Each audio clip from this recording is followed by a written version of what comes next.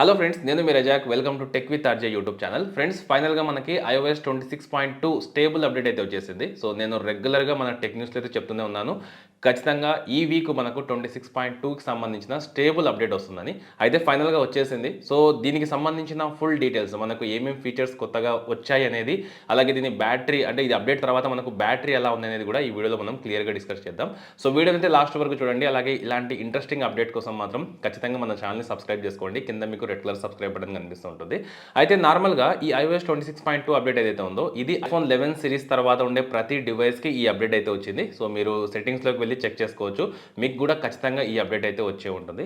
ఇక్కడ సైజ్ గురించి మీరు కన్ఫ్యూజ్ అవ్వద్దు. ఈ సైజ్ అనేది మనకు సాఫ్ట్వేర్ డివైస్ని బట్టి చేంజ్ అవుతూ ఉంటుంది అనమాట.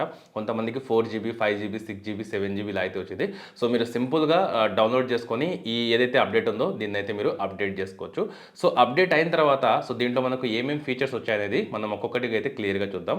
సో ఫస్ట్ కనుక మీరు లాక్ స్క్రీన్లో చూసుకుంటే మనకి ఏదైతే క్లాక్ ఉంటుందో, సో ఈ క్లాక్ యొక్క డిజైన్ని మనం టోటల్గా మనం ట్రాన్స్పరెంట్గా అయితే చేసుకోవడానికి ఆప్షన్ అయితే ఉందన్నమాట. సింపుల్గా మీరు ఇలా ఆన్ ప్రెస్ చేసేసి కస్టమైజేషన్లోకి వెళ్తే ఇక్కడ క్లాక్ మీద ట్యాప్ చేశారంటే ఇక్కడ మీకు రెండు ఆప్షన్స్ అయితే కనిపిస్తుంటాయి అనమాట. ఇక్కడ నుంచి మీరు ఫాంట్ సైజ్ అనేది తగ్గించుకోవచ్చు, పెంచుకోవచ్చు కదా. అలాగే దాని కింద చూసుకుంటే ఇక్కడ మీకు ఏదైతే లిక్విడ్కి సంబంధించి మీరు ఎంత ట్రాన్స్పరెంట్గా కావాలంటే అంత ట్రాన్స్పరెంట్గా ఇక్కడ చూడొచ్చు. సో ఇలా మీరు క్లాక్ అనేది మాన్యువల్గా సెట్ చేసుకోవచ్చు అనమాట. సో థిక్ కావాలంటే థిక్గా పెట్టుకోవచ్చు, లేక లిక్విడ్ గ్లాస్లా కావాలంటే మీరు ఇక్కడ నుంచే టోటల్ ఇలా సెట్ చేసుకోవచ్చు అనమాట. ఇక తర్వాత ఈసారి యాపిల్ మాత్రం iOS 26.2లో ఏదైతే లిక్విడ్ గ్లాస్ ఉందో సో దాన్ని ఎక్కువగా చేంజెస్ చేసినట్టయితే కనిపిస్తుంది అనమాట. ఎగ్జాంపుల్గా ఇక్కడ మీరు ఏదైతే నోటిఫికేషన్స్ వస్తాయో, సో ఇక్కడ మీకు క్లియర్ ఆల్ నోటిఫికేషన్ ఆప్షన్ కనిపిస్తుంది కదా.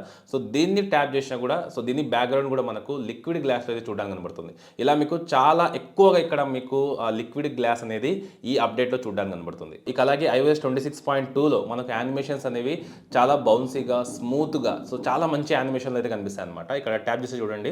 సో యానిమేషన్ అనేది మనకు ఒక బౌన్సీగా అలాగే స్మూత్గా, స్పీడ్గా అయితే ఉంటుంది అనమాట.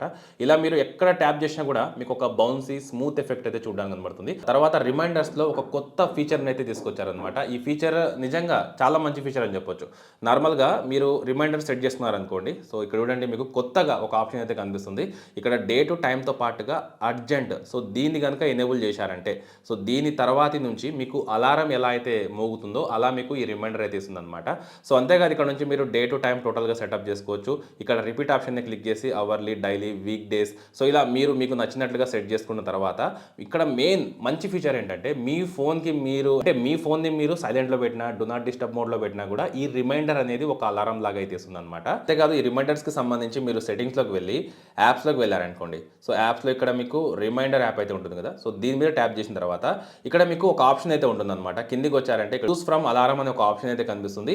ఇది మీకు స్నూజ్ ఆప్షన్ లేకుండా ఒక అలారం బటన్ లాగా అయితే, అంటే స్టాప్ చేయాలంటే మీరు అలారం ఎలా అయితే స్టాప్ చేస్తారో అలా మీకు ఈ ఫీచర్ అనేది పనిచేస్తుంది అనమాట. సో ఈ ఫీచర్ అయితే మనకు కొత్తగా ఈ అప్డేట్లో అయితే ఉంది. తర్వాత మీరు మల్టిపుల్ యాప్స్ అనేవి ఒక ఫోల్డర్లో పెట్టుకుంటుంటారు కదా. సో ఇంతకు ముందు సో ఈ ఫోల్డర్ యొక్క ఏదైతే నేమ్ ఉంటుందో అది సెంటర్లో ఉండేదన్నమాట. ఇప్పుడు మనకు కాస్త లెఫ్ట్ సైడ్ అయితే కనిపిస్తుంది. అలాగే ఏదైతే మనకు మెజర్ యాప్ ఉందో ఇది టోటల్గా చేంజ్ అయింది. సో మెజర్లో మీకు ఎలాంటి చేంజెస్ కనిపించవు, కానీ మీరు లెవెల్లోకి వచ్చారంటే ఇక్కడ మనకు ఒక లిక్విడ్ బబుల్ యానిమేషన్ అయితే కనిపిస్తుంది అనమాట. సో చూడడానికి నిజంగా చాలా యూనిక్గా అయితే ఉందన్నమాట.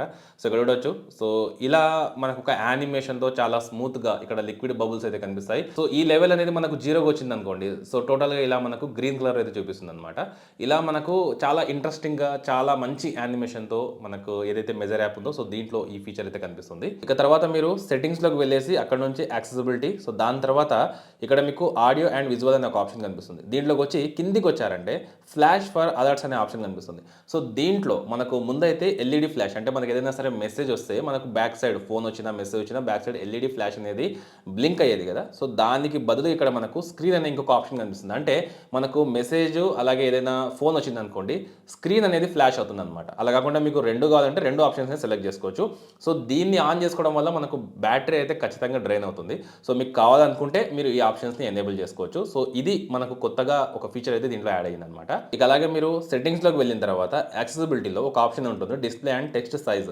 సో దీంట్లో చూసుకుంటే రెడ్యూస్ ట్రాన్స్పరెన్సీ, ఇంక్రీజ్ కాంట్రాస్ట్ అనే ఒక ఆప్షన్ ఉంటుంది. ఈ రెండింటిని ఆన్ చేసిన తర్వాత మీరు బ్యాక్ రావాలన్నమాట. బ్యాక్ వచ్చిన తర్వాత ఇక్కడ డిస్‌ప్లే అండ్ బ్రైట్‌నెస్‌లోకి వెళ్తే ఇక్కడ మీకు లిక్విడ్ గ్లాస్ అని ఉంటుంది. సో, దీంట్లోకి వెళ్ళేసి ఇక్కడ మీరు క్లియర్ టింటెడ్‌లోకి చేంజ్ అవుతూ ఉంటారు కదా!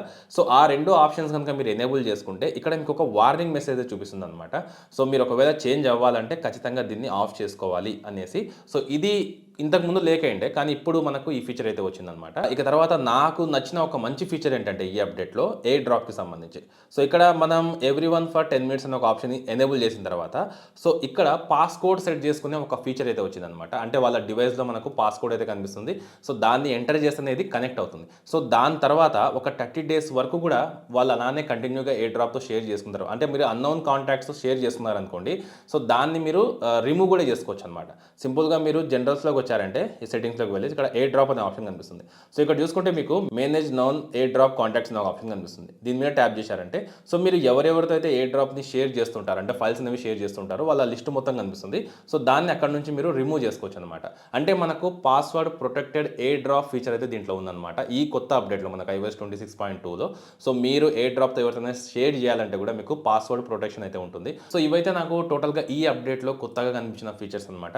ఇక దీని పర్ఫార్మెన్స్ బగ్స్ పరంగా చూసుకుంటే మాత్రం నాకు ఎటువంటి బగ్స్ అయితే కనిపించలేదు. పర్ఫార్మెన్స్ కూడా చాలా బాగుంది. చాలా స్మూత్ యానిమేషన్స్ అయితే మనకు ఈ అప్డేట్‌లో చూడడానికి కనపడతాయి. బ్యాటరీ పరంగా కూడా నాకైతే 24 అవర్స్ అయింది నేను ఇన్‌స్టాల్ చేసుకొని కూడా.